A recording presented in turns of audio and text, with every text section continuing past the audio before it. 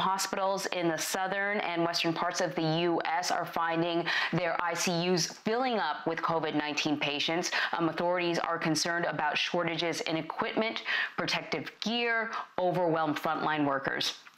And then just yesterday, the U.S. hit another really grim milestone in this pandemic, reporting more than 3 million confirmed cases. More than 132,000 Americans have died.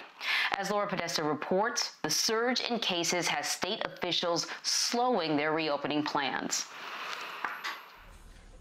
Texas physicians are warning the state is like the Titanic, barreling toward a viral iceberg. But we don't have to sink.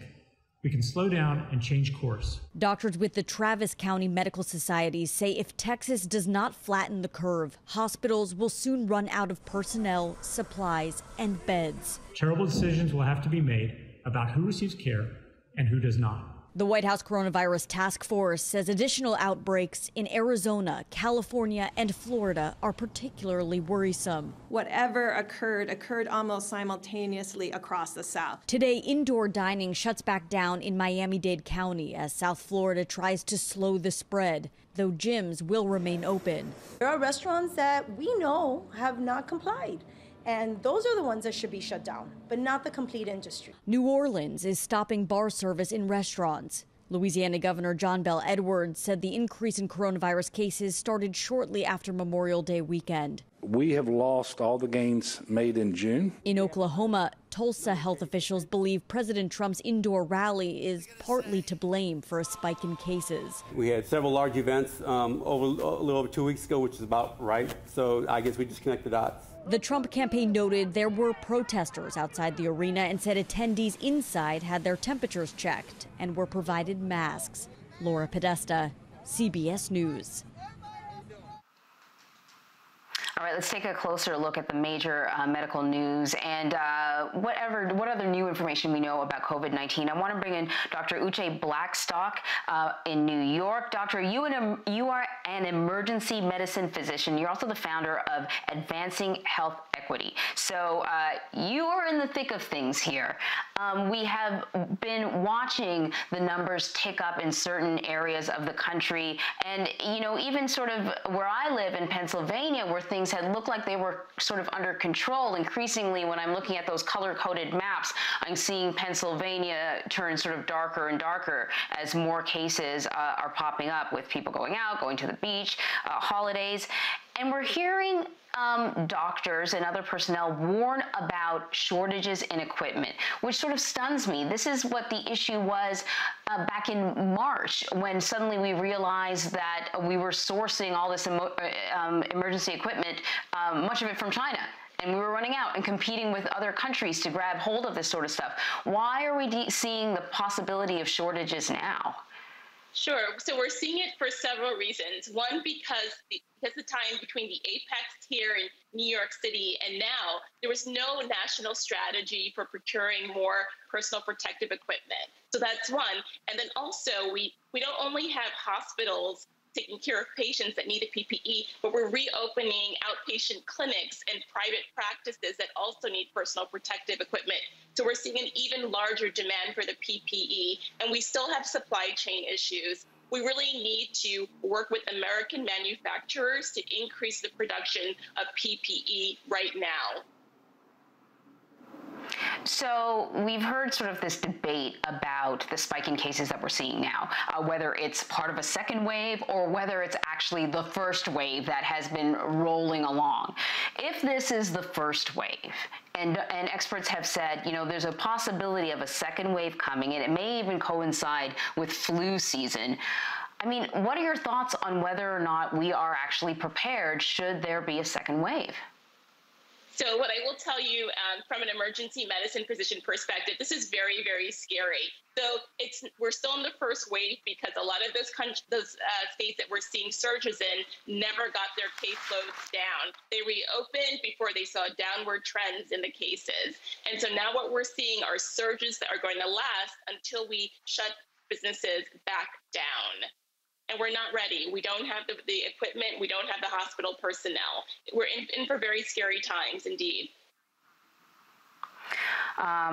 Yeah, it is. But, sort of the best thing to do is talk frankly about what we're facing so that we can prepare. I mentioned that you are the founder of Advancing Health Equity, so I think you might find this kind of interesting. A new study of 17 million people out of the UK, it's the largest study of its kind to date, identified some key risk factors for COVID-19 deaths. Of course, this is in the UK. It confirms that race, ethnicity, age, and gender can raise a person's chances of dying. Now, clearly there'll be some factors that are different in the UK versus what happens here in the US, but can you give us some insight on this study? Yeah, I think I think we're seeing some very similar trends as here in the United States. I thought it was very interesting, the trend about Black and South Asian patients being more likely to be infected and dying. And I think that there are some of the same factors that are influencing those rates as here in the United States. Those populations are more likely to be essential and service workers, even in UK. They're more likely to be working on the front lines. They're more likely to be using public transportation, as well as living in overcrowded housing. So it's not a surprise that we're seeing some similar trends in the UK as we are here in the US.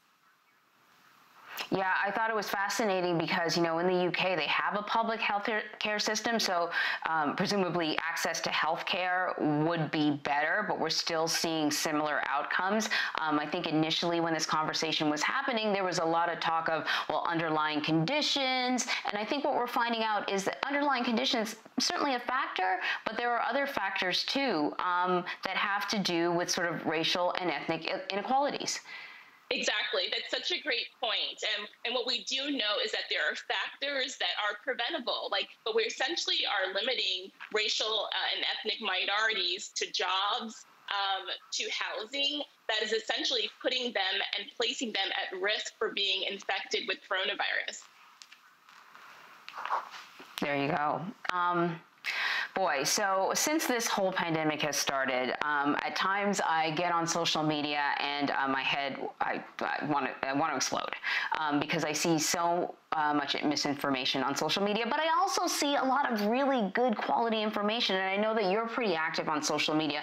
So I want to ask you, because we've done a lot of sort of finger wagging, why aren't these platforms doing better when it comes to getting out the proper information? What's your take on social media as an outlet to push out pertinent information quickly? I think that myself and many of my colleagues have been using social media more often than we have ever done before, especially over the last few months, because we've seen all of this misinformation coming out, especially from this administration. And as physicians practicing on the front lines, we thought it was incredibly important to ensure accurate and responsible information is getting out there. And our social media platforms help us to do that. What's your social media platform? Where should I tell people to go for accurate information? Because I feel sometimes like, I don't know what to say to people because at times information changes. You get the CDC about to issue guidelines and then they pull back and say they're revising the guidelines. And some of the places that we may have normally gone to, people don't trust them anymore. Right. And so there are many of us on Twitter, some of my colleagues, Dara Cass, Esther Chu, a lot of physicians on there that are putting out really responsible, important information. And you should feel free to follow us on Twitter. That's good. Dr. Uché Blackstock, thank you so much for giving us some time. I'm sure you're exhausted, and so we really appreciate it. Thanks for having me.